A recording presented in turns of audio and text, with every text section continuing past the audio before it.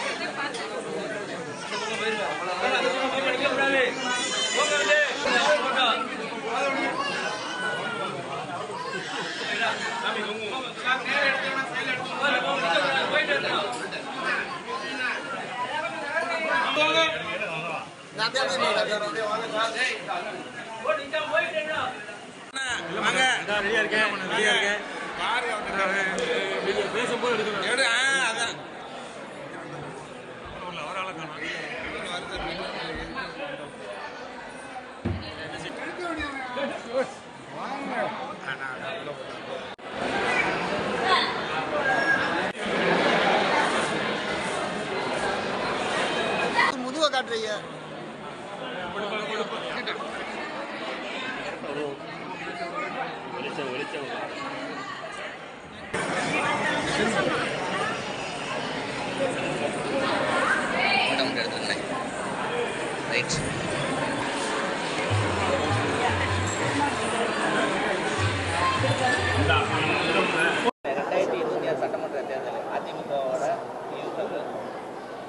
அனைத்து இந்திய அண்ணா திராவிட முன்னேற்ற கழகத்துடைய 2026 புரட்சித் தலைவர் அம்மாவுடைய ஆட்சி அமைய வேண்டும் என்பதற்காக முன்னாள் முதலமைச்சர் மாண்புமிகு இந்நாள் எதிர்க்கட்சித் தலைவர் நாளைய தமிழகத்துடைய முதலமைச்சரான புரட்சித் தமிழர் எடப்பாடியார் அவர்கள் கடந்த ஒரு ஆண்டு காலமாகவே கழக நிர்வாகிகளுக்கும் கழக தொண்டர்களுக்கும் தேர்தல் களத்திலே நாம் எப்படி பணியாற்ற வேண்டும் என்பதை எல்லாம் வகுத்து தொகுத்து கொடுத்திருக்கிறார்கள். பயிற்சி பற்றையே நடத்தியிருக்கிறார்கள். இதுபோன்று அண்ணா திராவிட முன்னேற்ற கழகத்தில் புரட்சித் தலைவரும் புரட்சித் தலைவியும் இதுவரை இது மாதிரி ஒரு பயிற்சி பற்றை நடத்தினது கிடையாது. தற்போது தகவல் தொழில்நுட்ப பிரிவு வந்து சேர்ந்திருக்கு. இன்றைக்கு இருக்கிற அறிவியல் வளர்ச்சி, வலைதளங்கள் மக்களுடைய தாக்கத்தை எந்த அளவுக்கு கவர்ந்திருக்கு என்பதை அதற்காக ஒரு அணி அமைத்து அதற்கும் பயிற்சி கொடுத்து மாவட்ட கழகங்களில் வார்டுகள் தோறும் அது பணியாற்றுகிற அளவுக்கு எப்படி பணியாற்ற வேண்டும் என்பதெல்லாம் ஒரு ஆசிரியர் போல கிளாஸ் எடுத்திருக்கிறார். அவருடைய தலைமையில் ஆட்சி மலர்வது உறுதி. அதற்காகத்தான் இன்றைய தினம் நானும் என்னுடைய துணைவியாரும் என் குடும்பத்தார் மட்டும் ஸ்ரீவில்லிபுத்தூர் தேவி ஆண்டாள் அவர்களை திருக்கோயிலுக்கு வந்து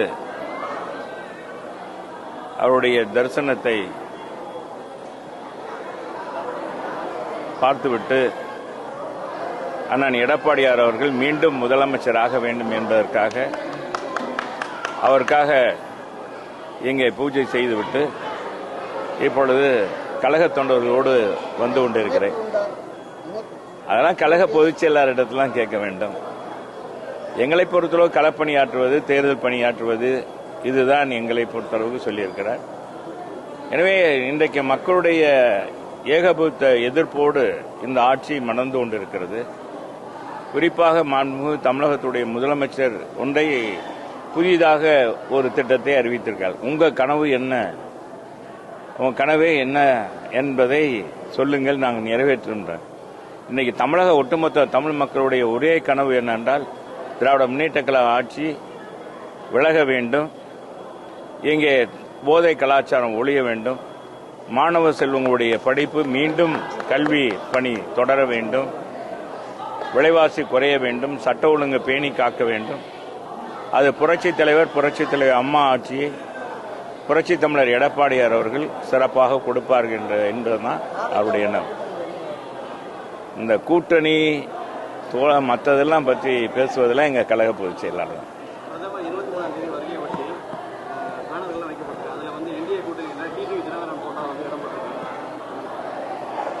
அவர் இந்திய கூட்டணியில் இருக்கிறார். எனவே அவர்கள் வைத்திருக்கிறார்கள், அவர்களுடைய இது. அது பற்றியெல்லாம் பொதுச் செயலாளர் தான் விமர்சனம் செய்ய முடியும், பொதுச் செயலாளர் தான் கருத்து சொல்ல முடியும். எங்களை பொறுத்தளவுக்கு திராவிட முன்னேற்ற கழகத்தினுடைய ஆட்சியை, இந்த மக்கள் விரோத ஆட்சி, மக்களுக்கு துன்பம் விளைவிக்கின்ற ஆட்சி, இன்றைக்கு அரசு ஊழியருக்கும் அல்வா கொடுத்திருக்கிற ஆட்சி.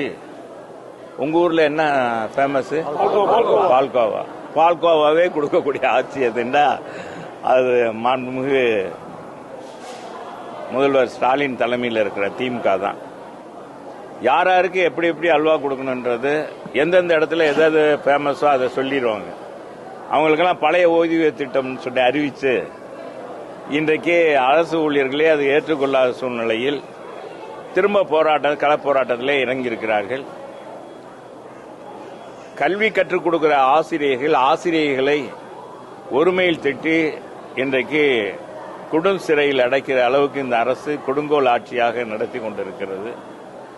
ஏனோ கடைசி நேரத்தில் தேர்தல் அறிவிப்பை போல 2500 ரூபாய் கூடுதல் கொடுக்கிறோம், அவங்க பணி நிரந்தரம் சொல்லிவிட்டு இப்ப ஆட்சிக்கு வந்து ஆட்சி முடியும் போது 2500 ரூபாய் கூடுதல் கொடுத்திருக்காங்க, அதை வாங்கிக்கங்க, ஏதோ இலவசமாக அறிவிப்பதை போல அறிவித்திருக்கிறார்கள். இன்னைக்கு மக்கள் தெளிவாக இருக்கிறார்கள். இது அறிவியல் யுகம். தமிழக மக்களை ஏமாற்ற முடியாது. என்னடா திராவிட முன்னேற்ற கழக ஆட்சி கொடுத்த வாக்குறுதி எதுவும் நிறைவேற்றவில்லை என்பது மக்கள் மீது ஏகபீத்த எதிர்ப்பு அலையை உருவாக்கிறது.